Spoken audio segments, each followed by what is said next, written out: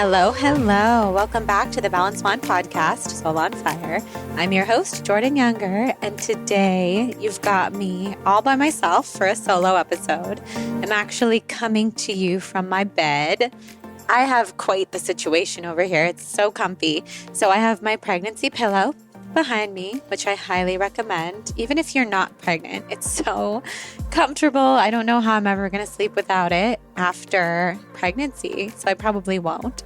I also have my Barefoot Dreams blanket. This is not a sponsorship. I finally gave in and bought the Kardashian favorite, the cheetah print Barefoot Dreams blanket. It's so soft. It's so cozy. I'll probably get 10 more now that I have one because I love it. Hudson loves it. I know the baby's going to love it. And I'm just all about being cozy right now and soaking into this time, this holiday season. I can't believe this episode's coming out Thanksgiving week. I am recording this pretty early, so by the time Thanksgiving rolls around, oh my gosh, I'm going to be, let's see here, 37 weeks pregnant by that time. Oh my God, that's so exciting. So I'm recording this just a few weeks beforehand. I'm leaving for Hawaii tomorrow. So by the time you guys tune into this episode, I'll probably have posted all about our Hawaii trip, and everybody loves to live through Hawaii photos, or at least I know I do. So hopefully that was all really good. And my goodness, today I really wanted to do a Q&A because we are coming up to just about one more month until my maternity leave. The baby's due in 1 month and 1 day.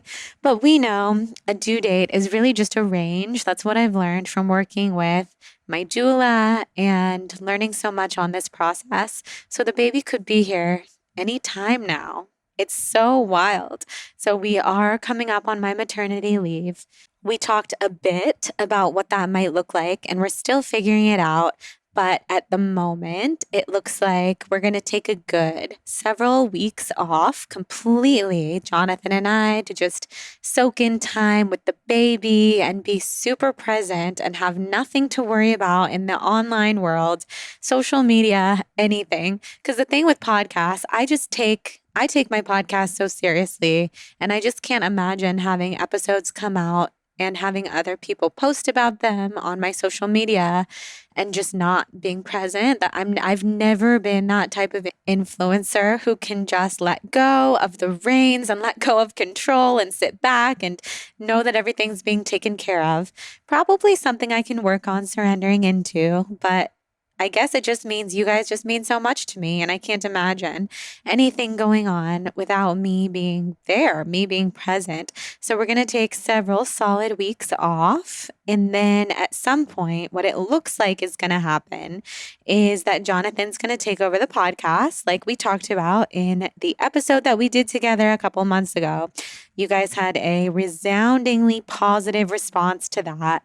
Jonathan is such an overwhelmingly good host. Like, he makes me look like I'm not even a good host because Jonathan is such a fantastic host. He's funny, he's thoughtful, he's entertaining, he's hilarious. Like, he has so many interesting and dynamic friends in his life. So that's the thought, that Jonathan's going to host a bunch. And then I have some other guest hosts who might come on too. Maybe I'll pop on if I feel up to it. The thing that I've really been leaning into, and I heard somebody else talking about this recently. Oh, it was Jenna Kutcher from the Gold Digger podcast. She was saying that it really serves her on her maternity leave to be able to have no rules, to hop in, hop out. If she wants to do a podcast, she will. If she wants to create content, she will. But without that, you have to kind of, what's the word I'm looking for? Pressure, pregnancy brain. Hello. Without the pressure. So we're just going to release all the pressure and have a lot of fun with it.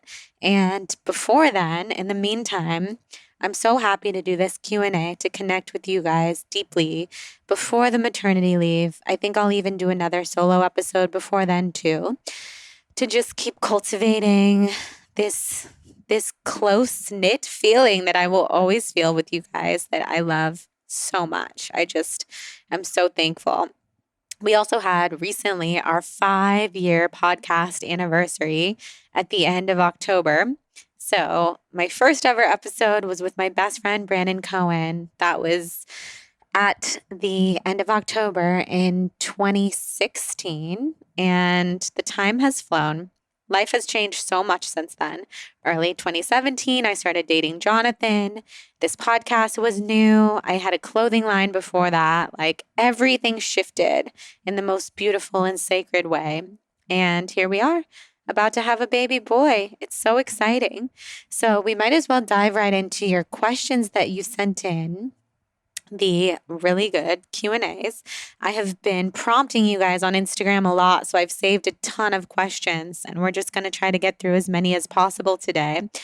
And also, before I get into the Q&A, I do want to thank our sponsor for today's show.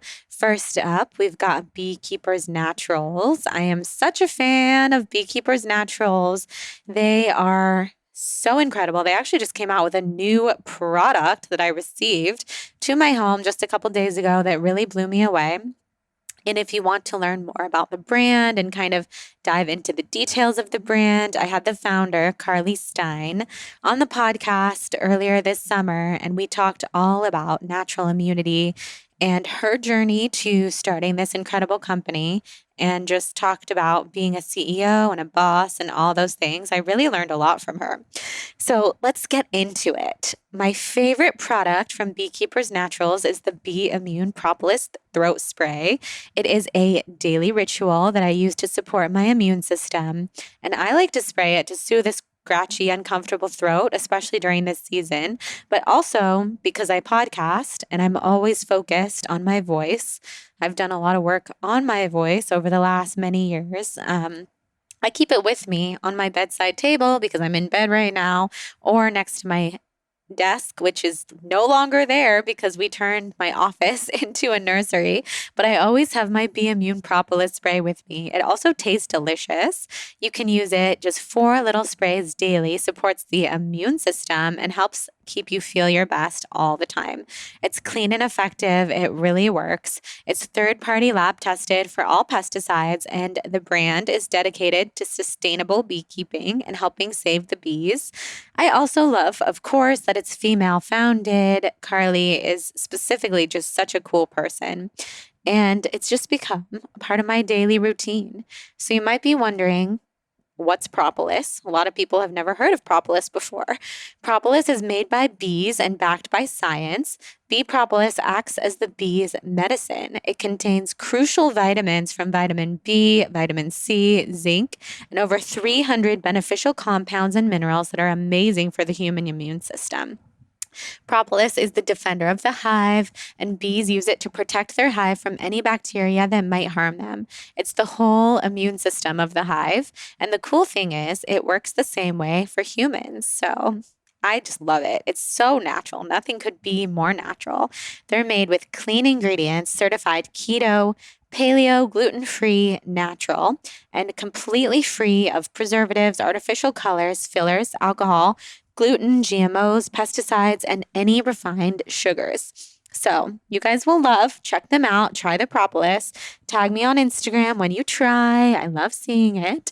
Today, Beekeepers Naturals is offering you an exclusive offer. Go to beekeepersnaturals.com/blonde or enter the code blonde to get 20% off your first order. That's beekeepersnaturals.com/blonde, or just enter the code blonde at checkout. Start feeling better today, every day, and embrace that natural immunity. I love using natural products from the earth. I'm so passionate about it. It's ridiculous. So with that, let's get into this Q&A. It's going to be pregnancy Q&A, spirituality, just general advice. We could call it a Dear Jordan episode. I was truly thinking the other day, it would be so cool if I was ever going to change the name of my podcast. I would change it to Dear Jordan or something like that, because it just reminds me of like those articles that I used to read, like Dear Abby, when I was a little kid. And sometimes I feel like that's what these Q&As are. And my whole purpose with this podcast is connecting deeply with you guys. So it's just going to be, I don't really want to say it's about any topic in particular. It's going to be about everything. But I did notice a lot of pregnancy questions and a lot of spirituality questions. So let's see here. This question is from my friend Scout. She says, how do you not let the fear of living with a disease not overtake your faith in healing? So that's a really good question. And I know a lot of people who listen to this podcast have suffered from chronic illnesses, autoimmune diseases, different things that impact our ability to be as healthy as we deserve to be. And your question here is about how to not let the fear overtake the faith. And I love that because fear and faith are on two opposite ends of the spectrum. And I believe where a lot of faith and a lot of love and a lot of belief in yourself exists, it just wipes out the fear. And I know that this is kind of hard to wrap your head around when you're really in the midst of the pain. And it's okay to feel that deep pain. I think chronic illness comes into our life to shake up our life and teach us something really huge. So when I had very, very, very terrible late stage neurological Lyme disease, mold poisoning, wasn't able to get out of bed. My life was completely miserable. Still traumatic to think about. When I was very sick, it was hard to see the light at the end of the tunnel, but I also had so much to learn. And once I really surrendered to what chronic illness had to teach me, which was so many lessons like, Jordan, hello, stop focusing on the things that don't matter. Stop moving at such a rapid pace. That's not what my soul came here to do. I was comparing myself to just this hustle mentality, this hustle culture that I don't align with at all, and was just running myself ragged, not putting my health first, was also really wrapped up in people pleasing and what other people thought about me, what people thought about me online. Even though I thought I was so confident because I had this online business and put myself out there every day and was so vulnerable, quote unquote. And people would praise me and say, you're so open online. And how do you do it? You must be so confident. I really thought that I was. But then I realized how much time I spent being terrified that people were not going to receive me well. So I would kind of mold my message around what I thought people would like, people pleasing at its finest. And then B, I would get really, really, really, really upset, like obsessively upset about the mean comments or negative reviews or comments or articles or anything like that. It would really puncture my soul. I'm sensitive. And I think everyone who does get sick with a debilitating chronic illness is sensitive as well. So, long story short, once I surrendered into all of these lessons, like I really had to break free. I really had to go deep into my own darkness and my own shadow to see that there was nothing to be afraid of. And for me, this took a lot of meditation, Kundalini, psychic awakening. I chose the path of plant medicine, but that's not for everyone. And I don't even recommend it because it's not for everyone in this lifetime.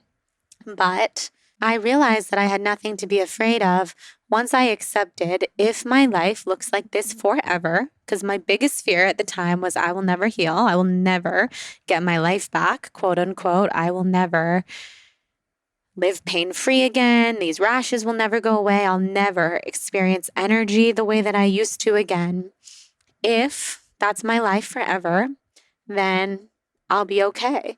And I had to really embrace that with full acceptance. And in a way, you could look at that and say, well, what kind of life is that? That's not fair. That's not fair for someone to live that way. And that's true. But if you reframe your mind, and I really zoomed out, I went into this space where being human, was like this light years away. I was so far into my highest self-consciousness that I could see that maybe if this life was going to keep me sick, if I was going to be sick in this life, then I was going to see the gifts and the joys in it. And with that, I was able to let go of a lot of the fear. Because you can ask yourself, what are you the most afraid of? and you'll find out the answer to that question. And then you can really dig deep. Well, why is that so scary? And for me, I realized, oh, if I'm never quote unquote fully healed, fully recovered, then I just have to live this life of healing where I have to live slower than other people. I have to be really mindful to not compare myself, to not people please, to eat really well, to not drink alcohol, to spend a lot of time working on myself, to go off into nature way more than a lot of other people I know and do the deep soul seeking of why I'm here. If I ever abandon myself or my passions or what I came here to do, my body will remind me, wait, maybe all of that is a gift. And so once I surrendered into that, I'm telling you, this is going to sound wild, but my life started to improve. And over time, because I wasn't harping on it so much, my health started to improve. At the same time, I don't want to discount the fact that I saw a lot of doctors, a lot of healers, did a lot of treatments. But the shift in mindset, moving from fear to faith, moving from fear to love, and then realizing my fear is really just existing there because it's trying to protect me from something. Well, what's it trying to protect me from? And once I realized what that was, I realized I can surrender into that and I can accept my new life. And I can also hold a vision for the future. And so I never stopped meditating and holding a healthy, energized vision for my future because I knew I'm not accepting that fate. Like, yes, if I'm sick forever, okay, I'll accept it and I'll live that way. But I'm not accepting that as my fate. I don't believe that's why I came to this earth. I believe I came here to learn something, so I will learn it. And God willing, even if I'm kicking and screaming, I will implement these changes into my life, from slowing down to stopping the people pleasing, to living with more love, to working less and having less stress in my life, to realizing, shit, I live differently than everyone else that I know. I can't compare myself to anyone. Here I am podcasting from bed, but this is an amazing life that I've cultivated. So that's one way to answer your question. I feel like I could do a whole episode on transforming from fear to faith, especially with healing, but I really hope this helps. And if you have any follow-up questions or anyone else does, please just send them my way because I'm very passionate about healing and I'm here for you. You're not alone. You are really, really not alone. Okay, let's see here. We're going to do quite a different question here. And Jenny Naturally says, what's your favorite item you've gotten the baby? I mean, honestly, it's really cool to see the nursery coming to life.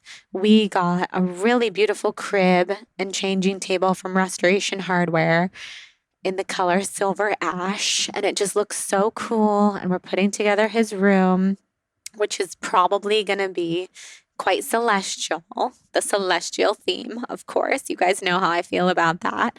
And beyond those big furniture items, it's just been really special to receive gifts from people in our lives who have kids or who have a vision for our baby and give something really special.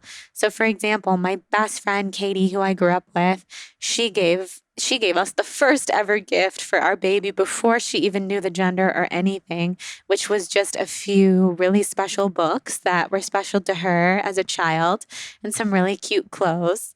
And then at my baby shower, we had everyone bring a book, their favorite children's book or some kind of children's book that meant something to them, and write a note inside to the baby. And that was hands down like so special. There are so many books. We probably have 50. There were a lot of people there at the baby shower. But that's probably my favorite because each message in there was so touching, from family to friends. Oh my gosh, my writing partner, Paul from New York, my dear, dear friend, soul family, wrote this beautiful message calling the baby starseed, and this message that brought me to tears that I'll remember forever and I'll look at all the time because we're keeping all these books. We're going to really raise him reading a lot of books. Books are so important to both me and Jonathan. So those are some. And then also my parents got us the snoo. And I will report back about the snoo. The snoo seems really cool. People swear by it. I have a couple friends who don't like it for their particular baby, or their baby doesn't like it. But I'm excited. I have a feeling our baby's going to like the snoo. So that's a lot of answers to your question there. Okay, let's see here. By the Brook says, advice for getting yourself out of a rut. You're my biggest expander. Thank you so much for that compliment. I'm honored. I'm honored to be a reflection to you in any sort of expander whatsoever. Love this question, how to get yourself out of a rut. I mean, there are so many different ruts, right? So I feel like at all times, everybody's in a rut about something. Right now, I feel so in alignment with my truth, with my heart, with my passion, my career, my family life, my marriage, my friendships. But where I feel like I'm in a huge rut, I'm just going to tell you guys, huge rut is with exercise. And that's because before I got pregnant, I was having a lot of exhaustion, just like emotional exhaustion. I feel like we were all coming off of a very wild, energetic time earlier this year, and I wasn't really working out much. But I was taking for granted the fact that my body was perfectly capable of exercising. But now that ever since the 4th or 5th week of my pregnancy, and now I'm pretty much 9 months pregnant, I've had the most debilitating sciatica of all time. Like, I can't even get out of bed, really, like a normal person. I have to use my arms, the complete strength of my arms, to grab onto my nightstand and push myself up. And like I'm hunched over like I'm 95 years old just to walk from my bed to the bathroom. It's very intense. And I've had so many issues with the back pain during this pregnancy, from back spasms at weddings where I've had to leave at as early as possible before the dinner at the wedding has even started. And the pain is so palpable. So, of course, I'm trying to take my own advice and surrender into it and talk to my body and learn about the pain. But it's been a true challenge because I have had a lot of health issues, physical as well.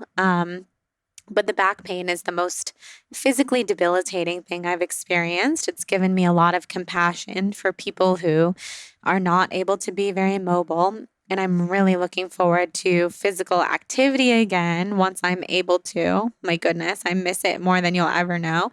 So I can do stretching and yoga right now, but I'm in a huge rut because I'm just not used to being very active right now, and it's really hard for me. So to get myself out of bed and do my prenatal yoga, my pelvic floor exercises, my short walks, I have to hype myself up. I have to be my own hype woman. And I'll tell you something that really, really helps me every morning is to journal my intentions. So every morning I do my morning pages. It's something from the book, The Artist's Way, where I write 3 pages, kind of just like a brain dump. And then after that, which is so cathartic, by the way. And then after that, I write my intentions for the day, my goals, and also what I'm grateful for. And when I do my intentions, I keep them really short and sweet. This is a method that I have found really works. If I make this list too long, I'm just going to start disregarding tons of things on the list, and I'm not going to do all of those things. I'm going to tell myself you can do some of that tomorrow. So I keep this really short and sweet. I mean, like 5 or 6 things, and I include small things. Like if I intend to clean out the refrigerator, that's on the list. And every day lately, my intention, because I know that I'm trying to get out of this rut of not being able to be very active, I'll put either prenatal yoga. I'm doing Obey Fitness right now. You guys should definitely use my code BALANCED for a free month of Obey Fitness. They have really, really great prenatal classes and tons of other fitness classes as well with amazing instructors. Or I'll put to just go on a walk, go on a short, brief walk, 30 minutes, listen to a podcast that inspires me. And then you know what? I do it. Like if it's on my list, I do it because something that I learned that I think is just so incredibly powerful is that the more that we keep promises to ourselves, the higher confidence that we have. So there was a study done that shows that people with the highest self-confidence and the highest self-worth are people who simply keep promises to themselves.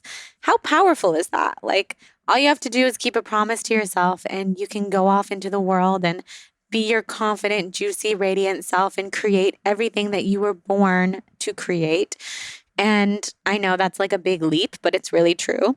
So keep your promises to yourself, do your daily journaling and intention setting, whatever it is that you're trying to get out of a rut, whether it's starting to eat healthier, just take it one day at a time. And each day that you get under your belt is going to help you so much and keep propelling you in the right direction. It's so beautiful. And then you create that forward moving momentum, as Abraham Hicks would say, and you start working with the law of attraction and the laws of the universe and calling in more and more abundance in that area.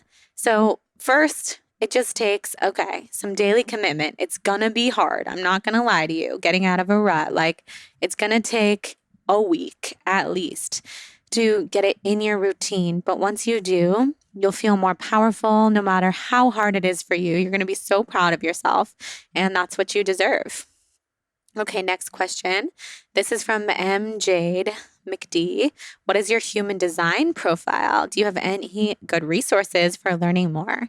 Yes, so my human design profile, I am a 4/6 reflector. Learning that I'm a reflector has impacted my life in every way possible. This is actually what gave me the permission all those years ago to slow down, to live differently, to not compare myself so much to other people. Because reflectors in human design, we are the 1%. Our entire chart of our body is fully open chakras. So there's nothing colored in. Like if you look at a human design chart, some people are full of color, some people are full of certain colored in chakras like the sacral, the spleen, the root, the solar plexus, ego, throat, etc., crown chakra. Well, a reflector is wide open. And so that's why people like me, people who are reflectors, we are so excessively sensitive to other people's energy. So I have to have more energy boundaries when I go out in public. Recently, Jonathan and I have been going to so many like weddings and parties, and it's been so much fun. But I notice we come home and he is able to fall asleep immediately, and I lay awake feeling everything from where we've just been, like feeling the emotions, the thoughts, the feelings, the woes, the anxiety, the conversations of each person that I've talked to throughout the entire night. And I will lay awake, I kid you not, from midnight until 6 a.m., recounting every conversation. And it's like my energy is still with the other people and their energy is still with me. So that's why I have to be a lot better about my boundaries. And that doesn't mean like don't talk to those people. I love it. I'm a very social person. But to know that when I get home, I can cut the cord, I can cleanse my own energy and step back into my own space. So I have some meditations that I do, some breathwork reminders that I do for that. I'll use some Palo Santo or some sage. And now that we're talking about it, this is just a good reminder to me that I could be a lot better about that. It's not been one of my priorities lately, and I really need to make it a priority again. So some other stuff with my human design profile, my digestion, which is the best way for me to eat, is calm atmosphere. It's best for me to eat alone or in a very quiet place. That has changed my life. My emotions. So in human design, I'm a non-emotional being, but that's because that just means that your natural state is cool, calm, and collected. You only feel things when something around you is happening that makes you feel a certain way. So we really pick up on what other people are feeling. You can feel too emotional. You can sometimes feel not very emotional. I swear I always feel too emotional. But that's part of what being non-emotional in human design means. My manifestation process is specific. So when I'm manifesting, it's good for me to get extremely specific. Like, not just I'm trying to manifest a beautiful home, but I'm trying to manifest a beautiful home in Topanga Canyon with lots of light and lots of plants, 4 bedrooms, 4 bathrooms. Like, you can tell I've given this a lot of thought. And, imagine my family there and get really specific. And when's it going to come to us? All those things. That's how I manifest best. And that is part of my human design profile. So the other half of your question is, do I have good resources for where you can learn more? And the answer is yes. My best friend, Jenna Zoe, she created an app called My Human Design. It is an incredible app that you can find in the App Store. I'm actually looking at my chart right now. That's why I'm able to read all of this to you guys with such specificity. And on her app, there's a tip of the day. There's playlists. You can listen to all the details about your type and your authority and like your numbers. And you can also connect with other people on the app. There's incredible stuff. And then you can also just go to her website, myhumandesign.com, and use her software to look up your human design. If you're listening to me right now and you're like, I have no idea what my human design is, but I want to know. And all you need to know is your birth time, your birthplace, and your birthday. So go dig up that birth certificate and look yourself up. It's so much fun. It has really changed my life. And yes, Jenna is amazing. She puts so much work into the app. So you guys should definitely check it out. Okay, let's see here. A lot of people said, how are you coping with birth anxieties? This one specifically is from Mary Beth Savoy. And yes, I mean, thinking about birth is so interesting because on the one hand, I'm so excited. I'm definitely intending on going into it with, not a lot of fear, a lot of surrender to whatever the process is supposed to be. I have an incredible doula, as well as, of course, Jonathan, who will be there. And we have a birth plan that we're kind of keeping private for now, just because some things do feel really good to keep private. But I'm heading into it knowing that our bodies were designed to do this, that my body, although I have had health complications in the past, is no different from anyone else. And my body was designed to do this, that this 10-month process of pregnancy, because yes, it is 10 months, not 9, biggest myth ever, prepares our body for birth and for the portal of birth. It's something that I intend to approach in a similar way to how I have approached plant medicine ceremonies that I have done, because from the way that birth has been described to me, it always reminds me of a plant medicine ceremony. It's like your initiation, it's so hard. There's nausea involved. There's severe discomfort and physical pain at times. There's this beautiful blessing waiting to come through. And you have to go into this other realm, this heavenly realm, to basically get your baby and bring the baby to this realm. That's the way I look at birth. And from all of the classes I've been taking with my doula and with another doula who I love a lot, it's just a topic of conversation that has been swirling around a lot. And I've seen how spiritual the birth process can be. So that's what I really want to stay in. I want to go into it with my mantras, with my reminders that I am so strong. I can do anything for short periods of time.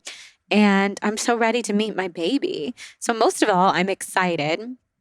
Do I have anxiety about the birth process? Yes, of course. I mean, I don't want to tear. I don't want to have severe pain. I don't want to have complications, but I am trying to surrender into the process and know that all of the countless women who have come before me and who are doing it now are crushing it. And if they can do it, I can do it.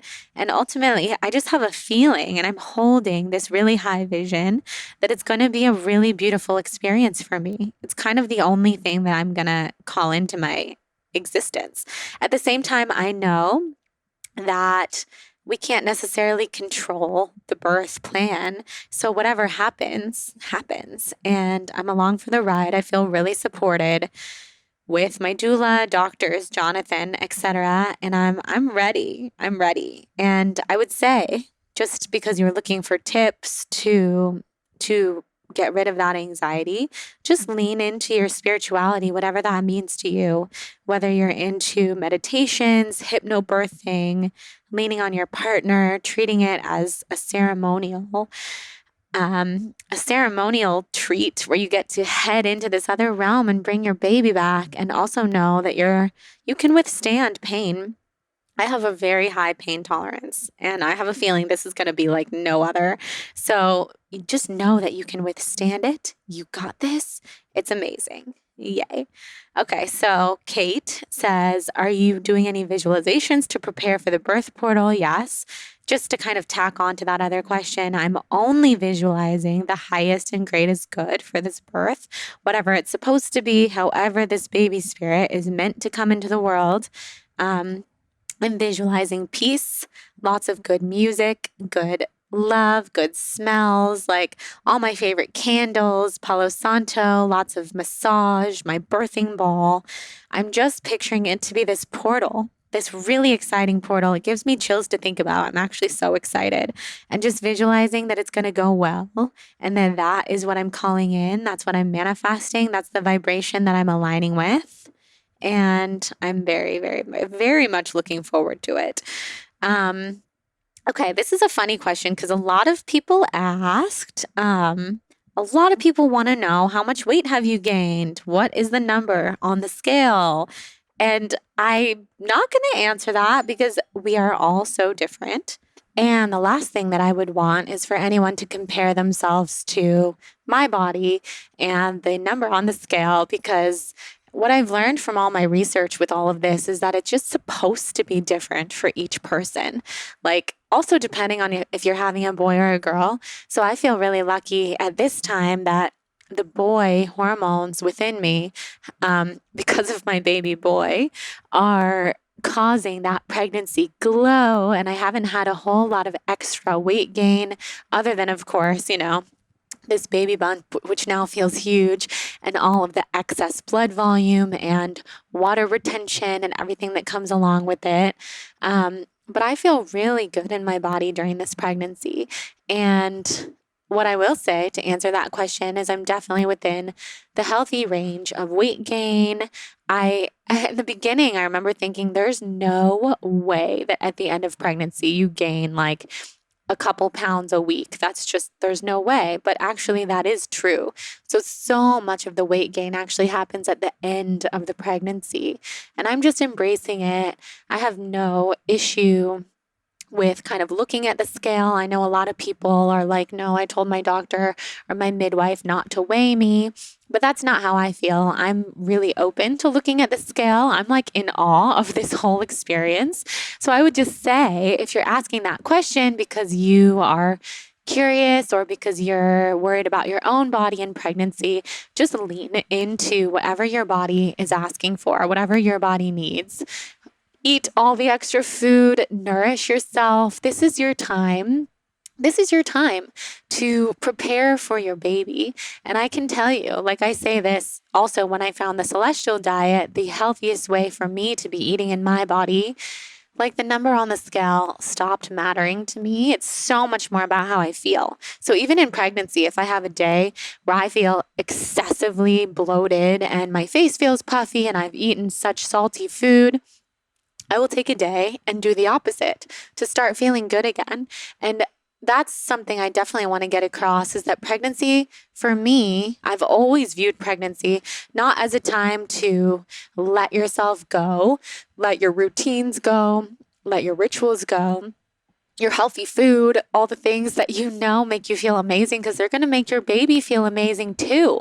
So, my biggest tip is to just keep living that healthy, vibrant lifestyle that you can cultivate before pregnancy. And I promise you will have a good experience in your body and in your mind. And of course, there will be challenges. I've had so many. So, it's not like that just makes it perfect, but it helps. It certainly helps. Okay, Fearlessly Sassy says, do you watch TV? Yes, I do. People are surprised to learn this about me. I spent so many years not watching any TV at all, which was amazing. Like, I didn't miss it. When I lived alone, before I lived with Jonathan, I never used my TV once. I remember going to what's it called? Costco and buying a TV. And literally, I didn't know how to turn it on. So, no, I used to not watch TV at all. But when Jonathan and I got more serious in our dating, we started watching all these shows together. It became such a thing that we would do together, just kind of like late at night before we go to sleep. We also read a lot, depends on what we're in the mood for. And then when I was water fasting for healing, I watched a lot of TV. That's when I got really into TV. My mom has always been a reality TV person. So I texted my mom and was like, what should I watch at the water fast to just zone out? I don't want to think about anything. I don't want to watch anything sad. I want to just like live vicariously through someone else's life and be entertained. That's when I got really into reality TV, and I'm obsessed with Vanderpump Rules, Real Housewives of Beverly Hills. We could talk about reality TV for days, all of the Bravo shows. I also like really interesting docuseries, documentaries. There's so many amazing shows now. I feel like TV has just gotten better over the years. Like for a while, I thought TV was so boring, and I was probably right. But these days, TV is amazing. It's like just another art form. It's so fascinating to me. So yes, I watch TV. I don't think it's like unspiritual to watch TV. I think you can be a multifaceted human being and enjoy it all. And yes, if you guys are also Bravo fans, Vanderpump Rules fans, you got to hit me up on Instagram and tell me. I still want to have a Vanderpump Rules person on the show, any of them. Like, seriously, let's make this happen. And I also had a Real Housewife that was supposed to come on the show not long ago. And she had to reschedule a bunch of times. And then eventually she just like kind of ghosted us, although it was her team who pitched her to come on the show. So that was kind of sad, but maybe it will still happen. So yeah, I'm a huge fan. I'm so into it. I love escaping into other people's lives. It even inspires me in a way. Like it gives me ideas. It gives me ideas for characters to write about in my books. It's a lot of fun. Okay, let's see here. Everyone's been asking me because I talk a lot about CBD.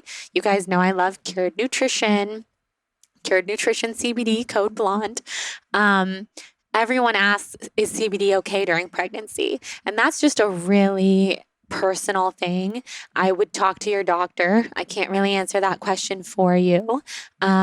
I have not ingested CBD during my pregnancy. So like I'm not drinking any CBD drinks right now. I'm not taking any tinctures right now. But what I do use is my CBD infused pain salve, which is kind of like a lotion. And I use that every day. And that's been completely fine. I don't put it like directly on my stomach. I'm sure that would maybe be okay too. I put it on my back, my arms, my neck. And it's a personal thing. I've been more cautious in this pregnancy than I thought I would be. I'm not a cautious person, especially, I'm a rebel. I'm a rebel to society in all ways. But with this baby inside of me, I've been more cautious. So my 2 tips are to listen to your intuition and talk to your doctor when it comes to things that you're iffy about. Like there were things that I didn't think that I could take at all in the beginning of my pregnancy that I wouldn't touch, and I wouldn't touch coffee, all this stuff. Until my doctor started telling me it's fine. It's like completely more than fine. And then I started, talking to my intuition about it and realizing it was fine. And then at a certain point, late into the third trimester, my body didn't want coffee at all anymore, at all. And I'm taking that as a whole other intuitive sign that it's just not helpful for me or for the baby right now, for my anxiety or for my heartburn. So keep flowing with your intuition. And then with CBD specifically, just ask your doctor. I think if it's a really low dose and it doesn't have THC, then it's fine. Wilderness Dawn says, do you and your husband use specific tools for effective and healthy communication? That's such a good question. I think we definitely employ a lot of tools. I don't really think of them that way. We have just learned how to communicate with each other in a way that really works for us. I think each relationship is like a dance. So my relationship with Jonathan requires completely different styles of communication than past relationships that I've been in, because for one, we're both so sensitive. Like I realized very early on in my relationship with Jonathan that I could not lash out at him when I was in a bad mood the way that I could with other boyfriends who just, they didn't really care or they didn't really take it personally. Jonathan took it so personally to the point where it would wound him to his core of his soul. So I have to be a lot more mindful with Jonathan, which has made me a better person. Not to sound too cliche, it has really, really made me a better person, actually, and made me a lot more compassionate and a lot more aware that even the subtle things that we say and do can really affect the people around us. So likewise with him, he has to be super mindful with me because I too am very sensitive. And something that has helped us a lot is like not drawing out any argument just for the sake of like being right and the other person not being right. Like just nipping it in the bud as soon as possible. That's kind of something that we do. We do this thing where we say 1, 2, 3, and then we kind of like press this invisible little button on the other person's heart. And that means I'm sorry, I see you, and I love you. And it usually, like it almost always, makes the other person smile and takes us out of the silliness of whatever we're arguing about and brings us back into the present moment. So that's been really beautiful. And we both have, people that we talk to in our lives, whether for Jonathan, it's a business coach. For me, I have like spiritual teachers that I speak to. And we're always working on bettering our communication and just remembering at the end of the day, the other person's feelings are so valid. I think that gets in the way of a lot of people getting along, is that a lot of us think only our feelings are valid. The way that we see it is the right way. And being in such a healthy, stable marriage and relationship has been the biggest ultimate reminder to me that that's just not true. We all see things a little bit differently, and we all have a slightly different reality, as crazy as that is to believe. And so I have had to just not be such an indignant person to believe that my reality is the only reality, and just listen, just be a better listener. That's a really good tip that I have. Okay, let's see here. I mean, everyone is saying, including the holistic honeybee here, can you talk more about Pleiadian things? Yes. So, I mean, it's so interesting. My relationship with the Pleiadians is so strong. Sometimes I'm channeling them all the time. I was thinking back to an era that a lot of you guys remember probably, where I was channeling them on the podcast every week. I was doing Instagram lives and doing live channelings. And at this time in my life, I have felt the call to be so much more private with my channeling. And that includes, with my relationship with the Pleiadians, not because I don't want to share it, but because it just takes a lot of energy to channel out loud like that. And I was just noticing like, wow, I would rather channel what the Pleiadians are sharing with me into my daily writing, infuse it into everything I do. So they're always infused into the podcast. I have chills right now because the Pleiadians, they're always reminding me that everything I say comes from them anyway. Oh my God, I have full body chills. maybe the Pleiadians missed being talked about on the podcast. I've been doing a lot of reading lately. I always reread Bringers of the Dawn. It's a book by Barbara Marciniak. We can put the link in the show notes. That is all messages from the Pleiadians. And it reminds me a lot of just like everything that is talked about with fifth dimensional consciousness and Abraham Hicks, the law of attraction. I think a lot of channeled work does come from the same realm and the same dimension that the Pleiadian consciousness comes from. So the main way that I've been like thinking about the Pleiadians lately is I will come across someone in my daily life at a party, wherever I am, and I'll see these like piercing eyes that I would recognize from anywhere that are so Pleiadian energy and Pleiadian consciousness. And I know that they're always guiding me. For example, we've been house hunting, and this will be like a little outdated of a story by the time this podcast comes out, but we recently put an offer on a house, and then I was very iffy about it, but I was excited about it, but I was indecisive. And I felt the Pleiadians guiding me, showing me there's a better house for us coming. And that was brought into my mind again by my spiritual teacher and my medium, Nikki. She reminded me, you have so many angels and guides on your side. Don't question yourself too much. And I felt like it was the Pleiadians that ultimately helped me make that decision to wait and to keep tuning into my intuition. And it's so amazing. So soon, we've got to do a whole episode on the Pleiadians, whether it's before my maternity leave or after. And I feel so much that the baby consciousness inside of me is super otherworldly, different realm. So I can confirm that after he's here. And it's so exciting. So that's such a good question. Before we get into the next set of questions, I want to thank our second sponsor for today's show, Art of Tea. Art of Tea is my favorite tea company. As I said, I'm not really doing coffee right now, so tea is where it's at. Art of Tea is an award-winning organic tea company based in Los Angeles, and their mission is to impact as many lives as possible through healthy, delicious, and sustainable brews and blends. The founder and CEO, his name is Steve. He began the company in 2004 after forming his own passion for Ayurveda and alternative medicine. So we know Ayurveda and alternative medicine are two of my biggest passions. So obviously, I really just appreciate and love everything that Art of Tea is doing, everything that they continue to do, and all of the amazing blends that they've created. They have an entire wellness collection with handcrafted tea blends rooted in Ayurvedic principles that are each designed to help target specific needs. Their wellness tea sampler brings together their cleansing tea, feel better tea, happy tea, and sleep tea. And today you can purchase that and anything else in the wellness collection for 20% off using the code BLONDE. They believe in only using the highest quality ingredients, and they source all of their teas from the top 2% of all teas produced in the world directly from family-run farms. They hand blend and hand package all of their teas in-house in Los Angeles.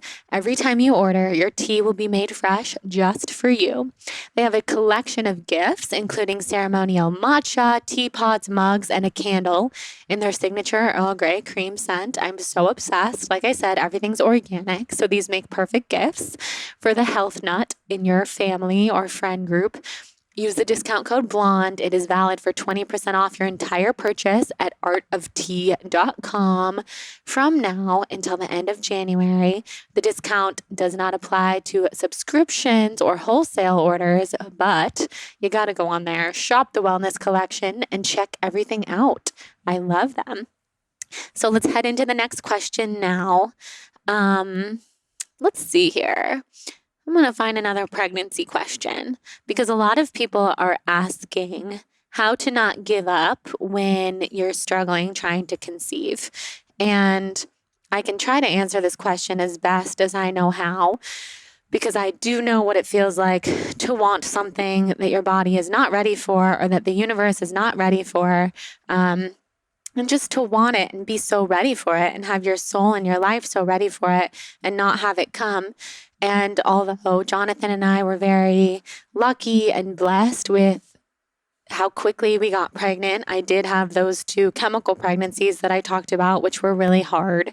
And I have definitely been surrounded by other people in my life who have struggled with their fertility and have had other issues bringing a baby into this world. So although I haven't experienced the really, really hard struggle personally, my heart definitely bursts open. I feel so much of that energy and so much compassion and love for anyone who's trying and struggling.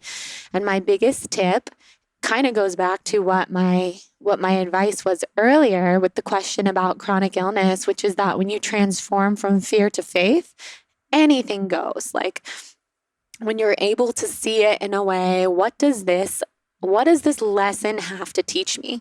And no, like, this doesn't mean that you have to accept and embrace the fact that it's been hard to get pregnant. I would never ask someone to embrace that. I think anyone should be able to bring life into this world who wants to. And it breaks my heart that that's not always the easy case for everyone. When you can let go of that and know that, yes, it sucks. And it's okay to know that it sucks. It's okay to know that it's really hard and it's really not fair. And what are the lessons in this so that you can start implementing them into your life? And then somehow, one by one, see the positives. Even if you can't see them every day or every moment of every day, think about the positives. Like, wow, when we get pregnant, we are going to be so grateful. This baby is going to be so loved. This baby's coming into a family that just so much wants to raise this child. We're getting our home ready. We're getting our souls ready. We're doing the deep soul work to call in the highest soul possible. Those are some tips that I have. And then also, I mean, these are more like tangible things, but like, if you haven't gotten your hormones tested, I would recommend seeing a functional medicine doctor or a Chinese medicine herbalist or both, and getting your hormones checked and getting all of that on track so that you know they are also doing everything physical to call this baby in as well. And again, I mean, because I haven't been through this myself, I apologize if I'm not hitting all the notes or speaking as eloquently on this as possible. But I do have a really, really good episode that I would guide you toward with Ashley Lemieux, which was, oh my gosh, when did this episode come out? I feel like it came out earlier this summer. I will find the episode number. So it came out August 25th, 2021, and the episode number is 250. And that episode is about moving through grief and loss, maintaining hope, and finding the light. And Ashley went through a lot of fertility struggles and just speaks so gracefully about the entire process. So I would highly recommend listening to that. And my heart is with you. The True Haven says, if you could start all over, what would you name your brand and what would you do differently? Love this question. So honestly, I'm not the type of person who's going to say that I would have done a lot of things differently, because I do believe that it's all a part of the journey and it's all a part of the path.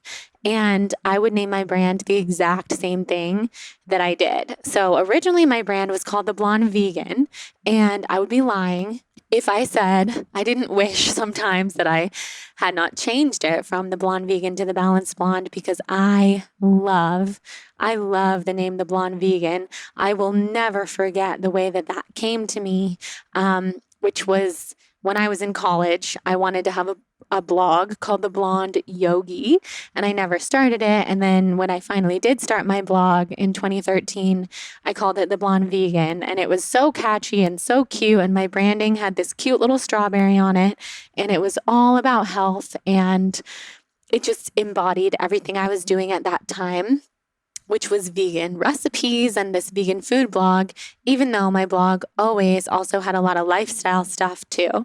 And then when I went through my journey shortly thereafter of kind of not being vegan for a while, I decided I don't want to pigeonhole myself. I'm just going to be the Balanced Blonde. And I love that. I love the alliteration in the Balanced Blonde. It rolls off the tongue. It's now been 9 years or so of or no, 8 years, because there was the blonde vegan first, of being known as the balanced blonde. So I wouldn't change that. But I do have a lot of fun thinking of names that it also could have been. Like, I have always been obsessed with literature. It's so obsessed with like reading and books and writing. And so there was a time when I thought the name just randomly Huckleberry Blonde would have been like the cutest thing ever. And I remember telling that to people and people being like, what? Like people, my friends, my parents, they were like, Huckleberry Blonde. I don't get it. But a lot of names don't make sense, like a lot of brand names. So I always loved that.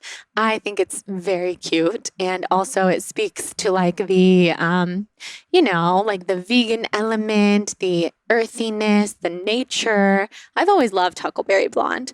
But to answer your question, I wouldn't do it differently. I would be the blonde vegan to the balanced blonde. I love Soul on Fire as a podcast name because after having my brand for several years, I started the podcast and decided, oh, wow, if I were to start something today, I would call it Soul on Fire. So that's what I did with the podcast. So I've definitely had the gift and the blessing of being able to do many things in my years with this brand. I also have had the Balanced Blonde Spirit Juice, which was my astrology newsletter that I did for a long time. I have Cosmic Soul Messages on Instagram. I know I'm going to do more with TBB Spirit Juice over the years. So, oh my God, I have endless ideas and I have this new project that I'm thinking of a name for now.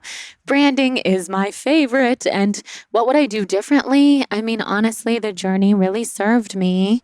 I would probably not be such a people pleaser.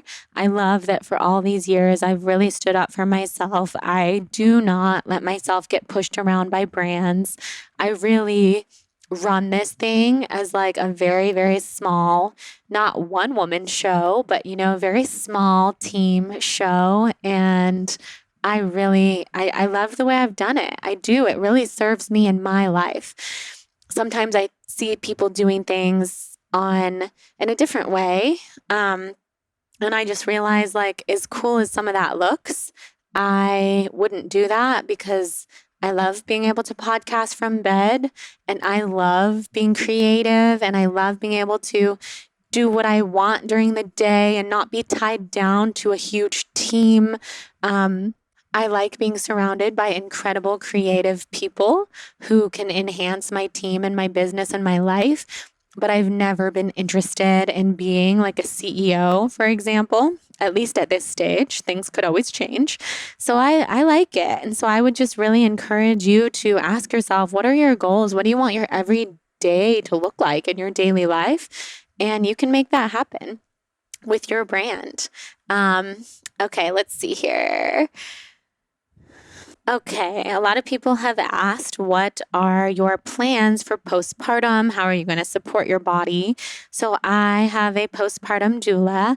I've had such an amazing experience with my doula throughout this pregnancy process. She's a birth doula. And she works with, women in the prenatal stage and also gives some support afterwards.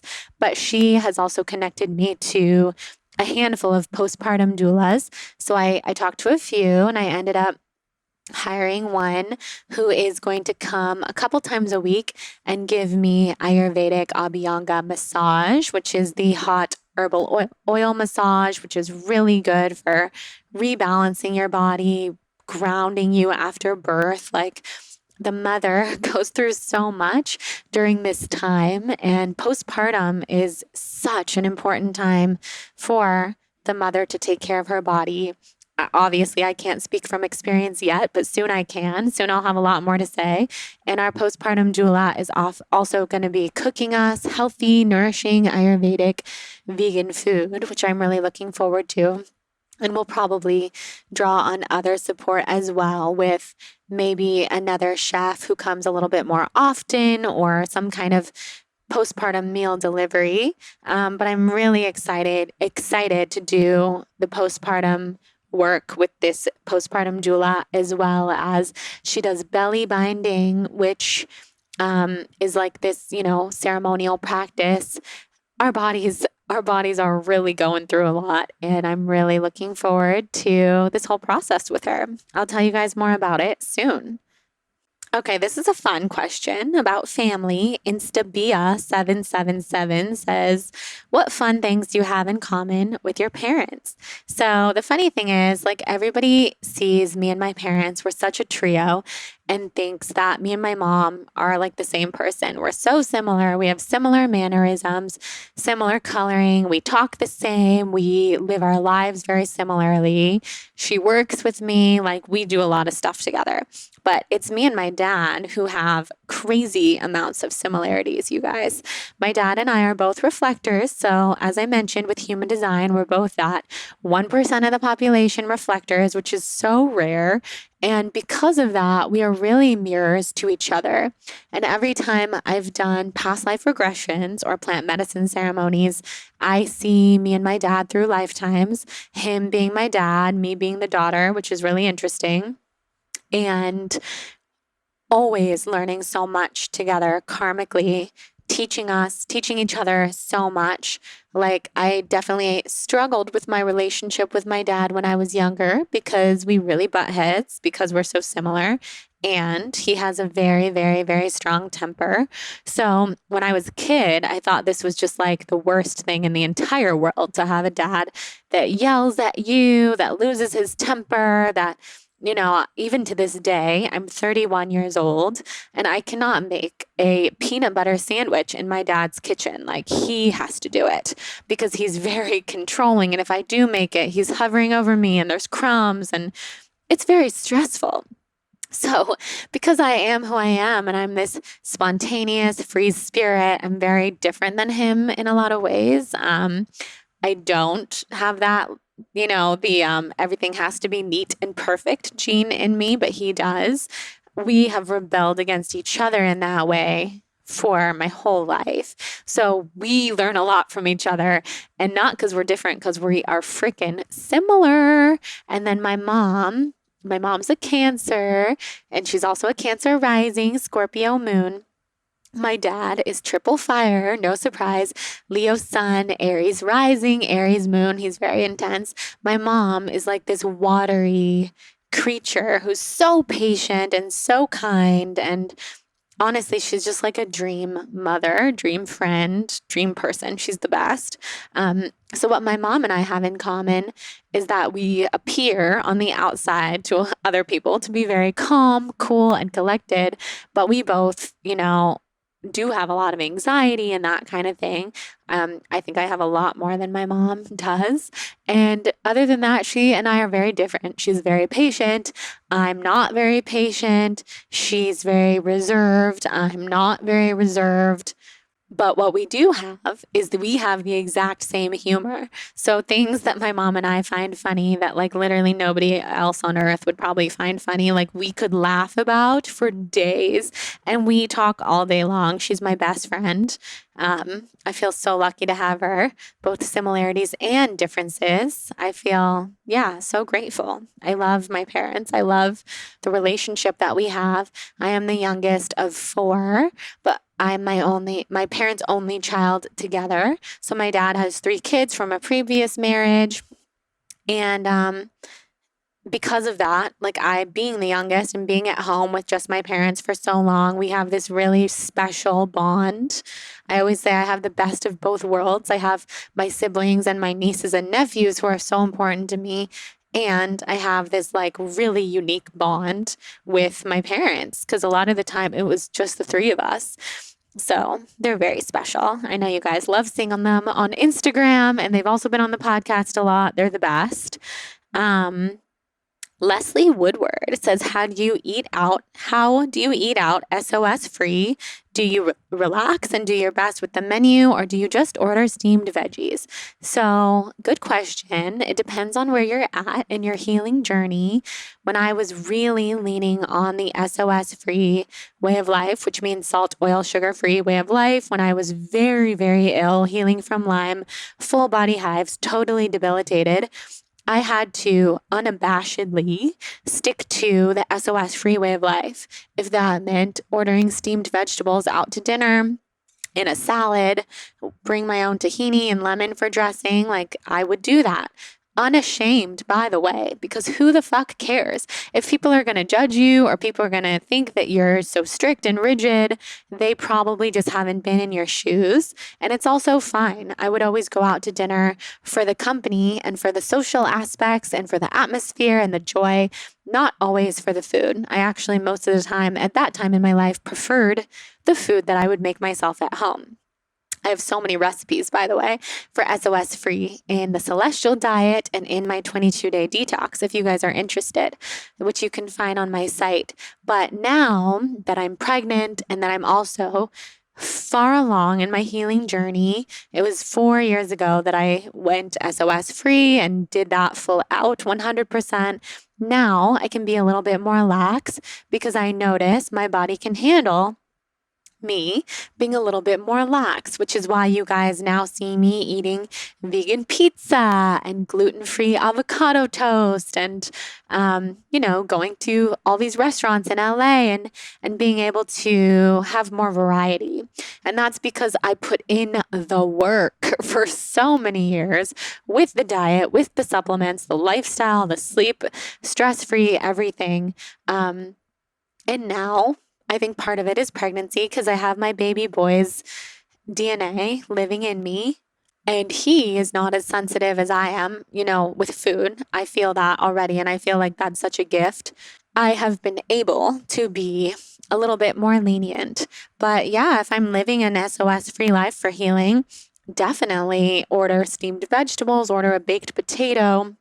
Sometimes I would call ahead to the restaurant or email or just look at the menu and familiarize myself with what they have. And then in a very unabashed, unashamed way, order what you need to order. It really doesn't matter at the end of the day. People tell me, oh, I could never do that. My family would call me crazy, blah, blah. My husband would think I was insane. Well, my answer to that is, do they have to wake up in your body the next morning feeling the way that you feel? I don't think so. I do not think so. You're the only person who gets to call the shots. So do whatever you feel comfortable with. If you feel like you can relax and indulge in something different, do that. And if you don't feel like your health is at that place, then listen to yourself because it's totally, totally fine. Okay, let's see here. I think I'm just going to answer 3 more for today, and I'm going to do them more rapid fire so that I can get them in. Lana Bianca says, tips on coming out of the spiritual closet with your newly discovered gifts. I would say do it. The world needs your gifts. You would be surprised, and you will be surprised at the people who will embrace you. I've started talking to so many more people about my gifts, like my podcast is a safe space. My Instagram is a safe space. You guys know me in that way. But at weddings and, holiday parties, I've just been talking about my psychic abilities, my relationships with my psychic mentors, and it is received so abundantly well, even in crowds that I wouldn't typically expect. So I think the world is shifting. And I think because the world is shifting, our positivity is extra needed. And for that reason, I say just do it. The world needs what you have to say. And if someone doesn't receive it well, that says a lot more about them than it does about you. So just, move on to the next. It's totally fine. Next thing, a step full of you, Helen, my love, says, what are 3 things you wish you've done earlier on in your career or life? 1 would be stop worrying so much about what people think of me.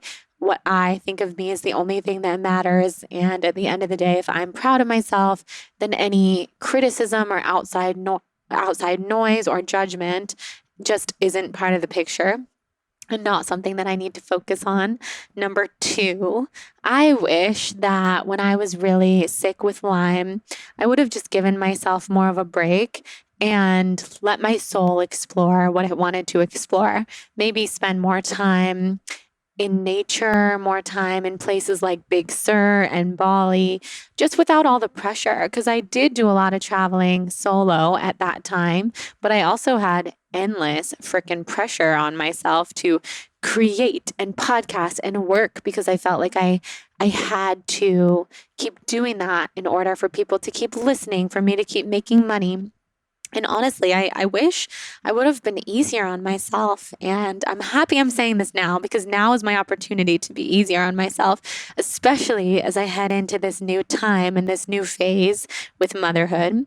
And then number 3, I wish that all those years ago, although, I wouldn't change history, that I wouldn't have listened so much to other people's advice about my health because my intuition always knew. I knew that plant-based is best for me, but I was listening, I was exploring, I was on the journey of listening to a lot of people who were not my own, intuition. And that was really sad and really hard. And I wish I would have just listened to my intuition all the way through. So that's 3 things I wish I would have done sooner.